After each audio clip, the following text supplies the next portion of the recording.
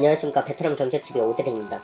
제가 문득 어제 그런 생각을 했습니다. 영화를 한 편 보고 기생충이란 영화를 봤거든요. 이 기생충이란 영화를 보고 우리 방송이 나아가야 되는 방향이 꼭 경제의 정보를 공유하는 것뿐만 아니라 이런 어떻게 보면 마인드적인 부분을 좀 공유를 많이 해야겠다라는 생각을 했습니다. 사실 마인드가 정말 중요한 이유가 뭐냐면 이 솔직히 어릴 때 저는 공부를 진짜 못했는데요. 공부를 못했는데 제가 정말 노력을 해서 서울로 대학을 갔거든요. 솔직히 제가 후회하지도 않고 그 과정이 있었기 때문에 지금 완성 단계는 아니지만 지금까지의 과정들이 이렇게 올 수 있었다라고 생각을 합니다. 정말 많이 생각이 바뀌었고요.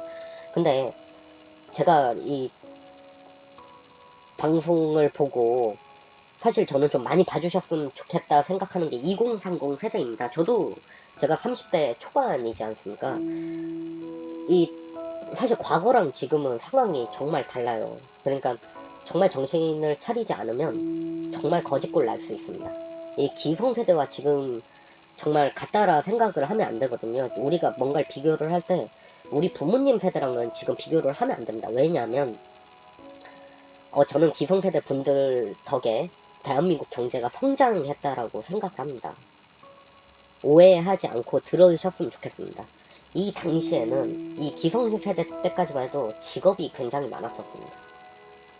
그리고 우리가 어딘가에 희생을 했을 때 흔히 투자를 하지 않더라도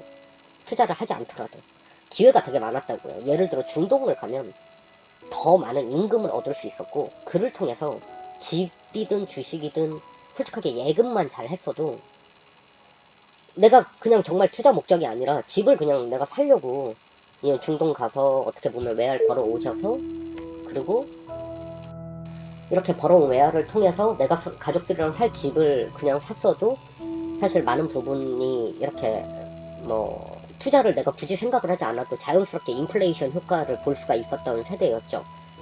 그렇지만 지금 우리 세대는 금리가 1.75%입니다. 투자를 정말 하지 않으면 정말 개박살 날 수도 있는 상황이거든요. 제가 생각할 때. 그리고 이 기성세대 때와 정말 다른 게 하나 더 있다면 우리의 이 일자리의 부분에서 그때는 이 공급이 수요를 못 따라갈 때였습니다. 근데 지금은 우리가 외국인이라는 경쟁자, 새로운 경쟁자가 생겼습니다. 그러니까 저는 이 시장 원리를 좋아하는 사람이기 때문에 외국인의 유입은 어쩔 수가 없다 생각을 합니다. 왜냐면 기업들이 강제로 이제 외국인을 받는 게 아니라 정말 필요해서 지금 받고 있는 상황이거든요. 이제 인건비라든가 어떻게 보면은 그런 좀 이런 3D 업종에 한국에서 좀 많이 이런 요즘 젊은 친구들이 많이 꺼리는 부분이 있지 않습니까? 뭐 저 역시도 당연히 그런 일을 하고 싶지 않았기 때문에 공부를 열심히 했던 거고요. 이제 이런 부분에서 그리고 저는 이제 베트남에 대해서 전문가를 꿈꾸는 사람이기 때문에 베트남에 지금 한국에 유학을 오는 친구들이 부자가 아닙니다. 이 친구들이 지금 투자를 하고 있는 거거든요. 투자.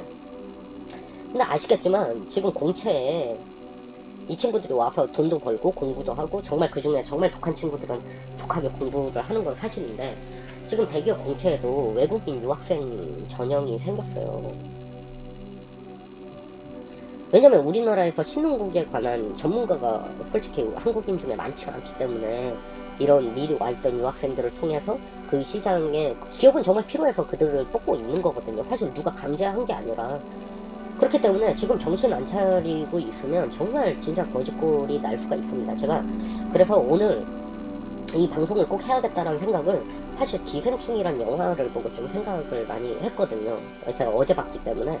그리고 롱 리브 더 킹도 제가 봤는데 이걸 보고 제가 느낀 점을 좀 말씀을 드리겠습니다. 그리고 이 뉴스를 좀 그대로 좀 믿지 마라 이 말을 저 역시도 사실 이 대학 때 주식을 하게 됐지만 이러한 과정이 있었습니다. 뉴스를 고지고대로 믿지 않게 된 이유에 대해서 제가 좀 짧게 설명을 드릴 거고요.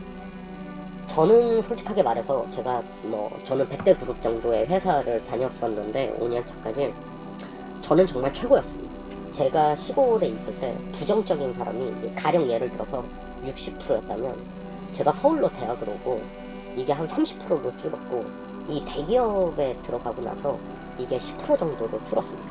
제가 이 과정을 거치면서 정말 생각이 넓어졌고, 저는 대학교 친구들은 뭐 고향 친구들 좋은 친구들 많지만 대기업에서 뵙게 됐던 이 동료들 그리고 선배들의 영향을 제 마인드에 정말 많이 받게 됐거든요. 근데 사실 대기업이란 문이 100대 그룹까지 5%밖에 안 되잖아요, 전체 구직자에.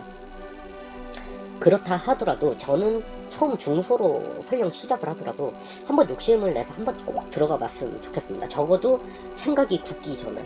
제가 나이가 32밖에 안 됐는데 이때 첫 스타트를 잘못 끊어서 생각을, 물론 중소기업이나 중견기업에 가서 생각이 트신 분들도 있죠. 있는데 확률적으로 제가 생각을 했을 땐 더 좀 그런 마인드적인 부분에서 좀 빨리 깨기가 좋더라고요. 근데 이게 월급이나 복지 때문이 아닙니다. 저는 절대 월급이나 복지 때문이 아니라 정말 마인드적인 부분 때문에 꼭 한 번은 경험을 젊은 나이 때 해서 자극을 좀 받았으면 좋겠다. 인턴십이라도,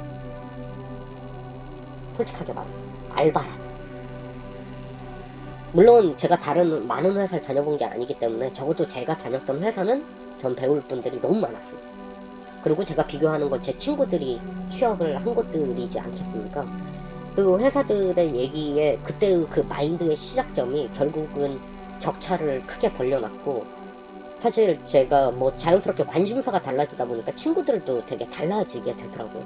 그러니까 그 친구들이 너무 좋아서 저도 그 친구들이 노력을 많이 했기 때문에 뭐 저도 노력을 하게 됐고, 월급 부심 갖지 마라. 사실 1, 2년 차 때 월급 부심을 정말 많이 갖는데요.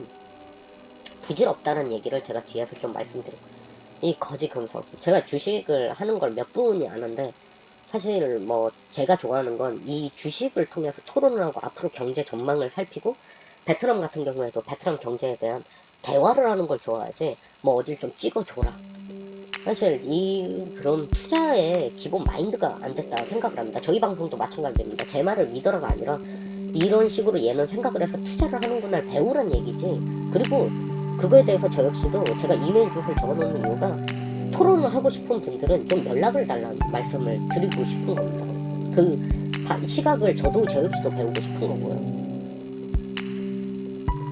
제가 진짜 싫어하는 말인데, 누구 안다란 얘기를 사실 20, 30대 친구들 중에 이거를 자부심으로 좀 생각하는 친구들이 좀 있더라고요.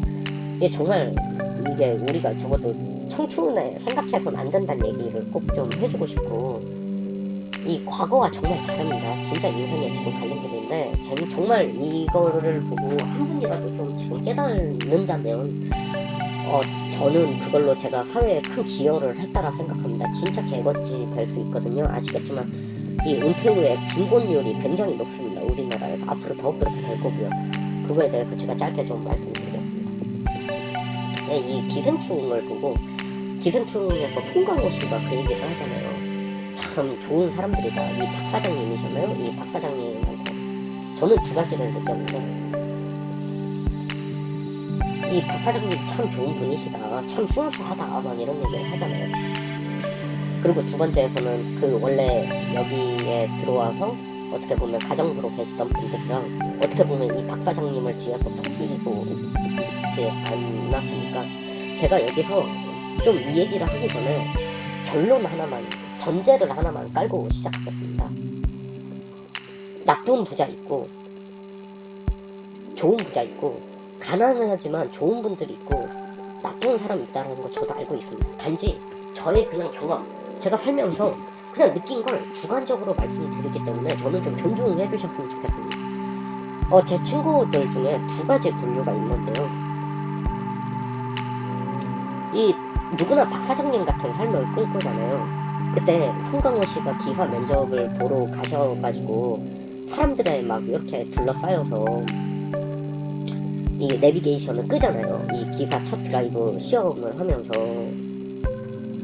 그러면서 사람들한테 치이면서 이럴 때라도 자기만의 좀 시간을 가져. 사실 당연히 부자 아닌가요? 진짜 치열하게 살지 않습니까? 제가 지금까지 살면서 좀 잘 살게 되신 분들, 그러니까 저랑 같이 공부도 하고 얘기도 하고 그러다 보니까 알고 보니 잘 사는 분들은 정말 치열합니다. 정말 시간을 쪼개서 쓰고요. 정말 이 사람이 이 위치에 있는 이유가 있고, 이분들이 이분들이 평생 그렇게 살려는 목적이 절대 아닙니다. 그러니까 제가 2030 세대들 제 친구들한테도 진짜 많이 하는 얘기인데, 이분들은 단지 이 박 사장님도 자기가 창업을 한 거잖아요. 제 기억이 맞다면 거기서 더 치열하게 살았을 거예요. 그 플랫폼을 만들기까지. 제가 해보니까 그렇더라고요. 저는 뭐 그렇게 성공한 사람도 아니고 지금 겨우 풀칠을 하는 건데, 어떻게 보면 회사 경영은 저희 어떻게 보면 지금까지도 주 자산을 불려주는 건 재테크지, 저의 사업군 중에 금융사업이 더 크지, 아직까지는 그냥 회사 수준으로 회사이 제 사업에서 저희 직원들이랑 벌 뿐이거든요.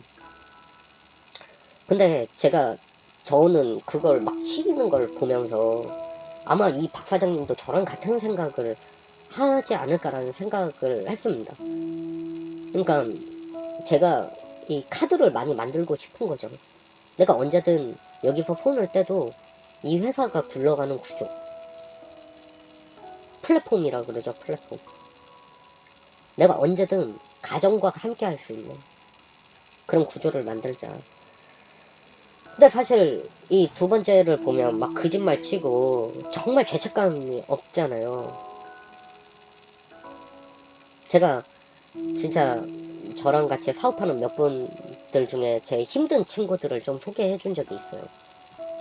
그러니까 일자리도 못 구하고 좀 집도 지금 정말 힘들고, 정말 하나같이 그분들이 고용을 해주시고 정말 잘해주시고 기숙사도 대주시고 그랬는데, 다 진짜 신기한 건 80%가 뒤통수 치고 도망갔거든요. 이 핑계 저 핑계 대가면서 대출 땡기고 거짓말 치고, 알고 보니까 회사 돈도 손댔었고.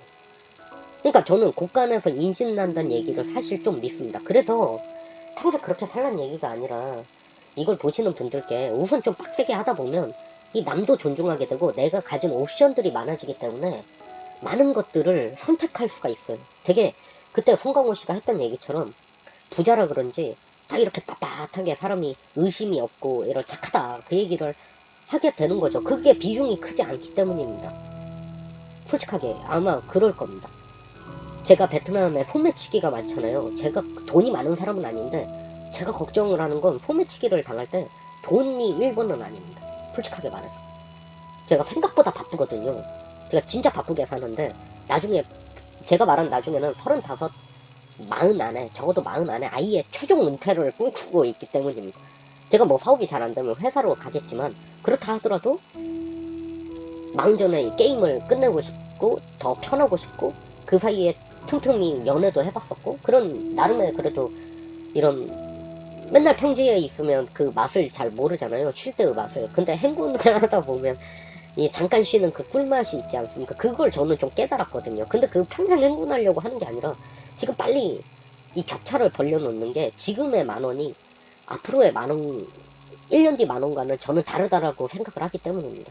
이 롱 리브 더 킹에서도 사실은 그 주인공, 남자 주인공이 이 모든 걸 다 접고, 이런 어떻게 보면 홍길동처럼 남의 돈도 빌려주고 이자 없이 융통해주고 좀 관대할 수 있었던 것도, 깡패긴 하지만 자기의 수익을 확실하게 많이 불려놨고, 그 대화 내에서도 이 매출과 영업이익의 걱정을 엄청 많이 하잖아요. 그러니까 이런 치밀함이, 그런 관대함을 선택할 수 있을 때 만들고 남을 속일 필요가 없는 구조로 간 거거든요. 근데 이거 뭡니까? 이 두 번째 아시겠지만, 이분들이 노력하는 모습, 속이려고 노력하잖아요. 서로 속이고 서로 탓하고. 송강호 씨 가족들 보면 노력하는 모습이 하나도 보이지가 않잖아요. 작게. 그러니까 그런 부분에서 자꾸 남을 의심하게 되고, 저 진짜 많습니다. 제가 나름 걱정돼서 진짜 친구들, 야 너 혹시 정말 친구랑 잘 되고 싶으니까 내가 이 주식 정말 확실하니까 한번 스테디 좀 해볼래? 라고 하면 항상 의심을 해요. 진짜 의심 많이 해요. 저는 진짜 이런 말 하면 안 되지만 산 걸 본 적이 없어요. 제가 그 얘기를 해서. 왜냐면 나 자체로 의심을 해요. 항상 의심을 해요. 근데 제가 솔직히 작년에 진짜 많이 벌었거든요. 진짜 괜찮게 벌었는데, 그 주식을 저는 깜짝 놀라서 한 5명한테 얘기를 했어요. 작년에 또 상반기에 장이 진짜 좋았거든요. 5명한테 얘기를 했는데 3명은 정말 저랑 투자 공부도 많이 하고 뭐 이런 친구들, 그냥 흘려가는 얘기로. 근데 이 3명 다 샀거든요. 불러서 뭐 좀 맛있는 거 사주더라고. 2명은 사실 좀 힘들어요. 노력을 근데 하진 않아요. 항상 의심하고 자꾸 거짓말 치고 친구인 저한테도.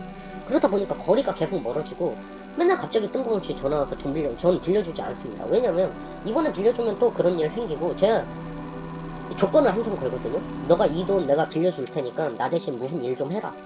하면 안 해요. 그러니까 노력을 별로 좋아하지 않는다라는 거죠. 근데 이 습관이 제가 말씀드렸지만 이 마인드에서 시작되는 마인드.